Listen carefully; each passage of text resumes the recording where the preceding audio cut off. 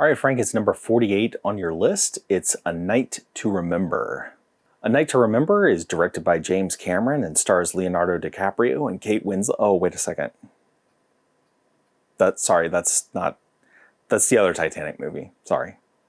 A Night to Remember is a 1958 drama directed by Roy Ward Baker. It stars so many people. Like, this cast is massive, and there's not really like a particular like main character except maybe the second officer, who's played by Kenneth More. But yeah, otherwise there's so many people in this movie, so I'm not going to list them all. I'll just say Kenneth More. It stars Kenneth More. A Night to Remember is the story of the Titanic. If you don't know what the story of the Titanic is, it was the unsinkable ship that sank. That's about it. Your thoughts on A Night to Remember are: James Cameron is a hack, JK, but seriously, a lot was lifted. Well, it's a true story, so any movie that you make about it, like, they're all gonna kind of be the same. I will say, though, that I personally like Cameron's version better. A big reason for that is because he gives us a much better narrative in with Jack and Rose. This film doesn't really have like a main character. Again, the closest thing to a main character that they have is the second officer. And that's because you kind of like see him the most, I guess. But otherwise, like, this film is like the truest definition probably I've ever seen of like ensemble cast. There's dozens of people. Nobody is particularly more important than anybody else.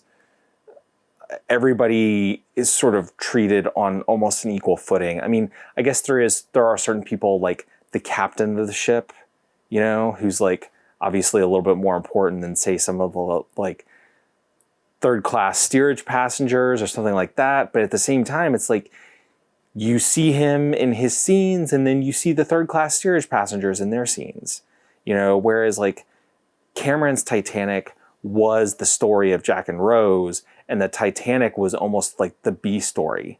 It was the big action set piece, obviously, and part of the most fascinating part about the film was like the story of this ship, but the film was about Jack and Rose.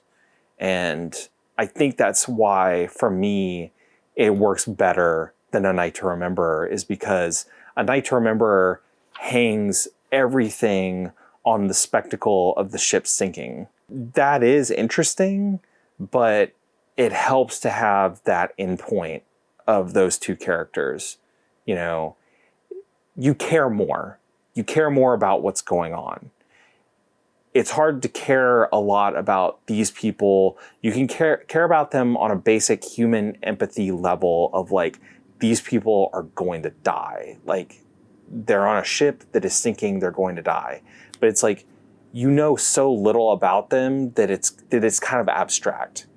And that's why, again, Cameron's film, to me, works so much better. It has more of an emotional punch than this one does, is because you get to know Jack and Rose, you get to know the characters that are surrounding them. One thing that I didn't know, I will preface this by saying, ever since I was a kid, I've been, and I feel like this is my Chris Stuckman moment right here. I just realized that this is my Chris Stuckman moment. Ever since I was a kid, I've been fascinated by Titanic. Probably like 9-10 years old. Anything that has to do with the Titanic, I was super into. I had a bunch of books. I went to an exhibit back in the day that they had, like one of those like traveling museum exhibits. Saw a bunch of stuff. I actually, this past winter, when I was visiting my parents, we went to Pigeon Forge, which is a couple hours away from where they live in outside of Nashville, and they have a Titanic museum there. There's like, I think there's one in Pigeon Forge and one in Branson, Missouri. And they're both basically the same thing. They have maybe some slight differences, but they're both basically the same thing. So we went to the one in Pigeon Forge, and it was super fascinating. I loved it. Couldn't take any pictures inside, so I don't have any pictures of it.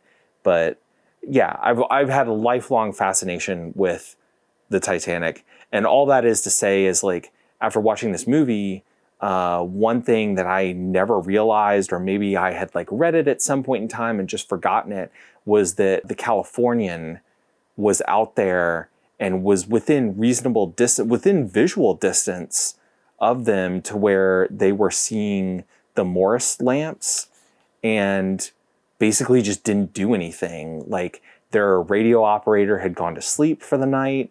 They only had the one person, and they basically chose not to pay attention to the distress rockets, chose not to pay attention to, or didn't fully understand the Morse code that they were doing on the Morse lamps. So if the Californian would have picked up their signals or paid attention to the fact that they were firing off distress rockets, probably like almost everybody on the Titanic would have been saved. That was kind of a revelation for me. Like, I ended up, after the movie was done, I ended up going on Wikipedia and reading about that. And sure enough, that was true. Like, the Californian was there. They could have saved everybody. I liked this film. I didn't love it. Again, I know I've said this a dozen times already, but I do think that the Cameron Titanic is a better Titanic film. But this one was enjoyable to a point, I guess. I liked, the acting is good in it. The staging is good in it. Cinematography is really nice. The model work with the ships is really good. I think my biggest gripe about it, and I don't even know that it is a gripe, maybe just an observation, is the fact that, like, none of it is ever really played up in the film. Like, when the ship hits the iceberg, it's not dramatic. And then when the ship starts sinking, it doesn't feel very dramatic. And even when the ship is really starting to sink and it breaks and people are starting to go into the water, like, it just never really, there's no peak in this film. In a normal film, like, there's exposition and you get up to a climax and then you come back down. And this film feels sort of like more like this. It's just a slow moving rise, but it never really, like, there's no like hard up and then down. It's just sort of like a slow up. I would just say that, like, I was not disappointed at all, but I'm not in love with the film. So it was okay. It was okay. Would I recommend it? Yeah, sure. Especially if you like old movies, or if you want to watch more Titanic-oriented, fictional films. There's a lot of documentaries, but because of the scope of the film, there's not a lot of, like, fictional, I don't want to say fictional because it's based on a true story, but there's not a lot of, like, narrative films about it. So if you're a completist or you want to watch another version of it, sure. If you're just looking for something casual to watch, I don't know that I'd particularly recommend this one. I think I would just recommend the Cameron one, to be perfectly honest with you. I just like it better. Okay, so number 49 on your list is the Blob remake from 1988. The original one was made in the 1950s and it starred Steve McQueen, and this is the remake that came about 30 years later. The interesting thing about this that I realized is this film came out, I think, 3 or 4 years after The Stuff, which is, like, The Stuff to me is a really obvious, like, Blob ripoff. Like, somebody was like, Larry Cohen, I guess, who made The Stuff, was like, hey, The Blob was a popular movie, like, we could do that. And then I feel like somebody in Hollywood saw that, like, The Stuff had some success and they were like, we should remake The Blob. So that's what this one is going to be. It's number 49 on your list. And until then, like, share, subscribe, and Frank, I will see you next time.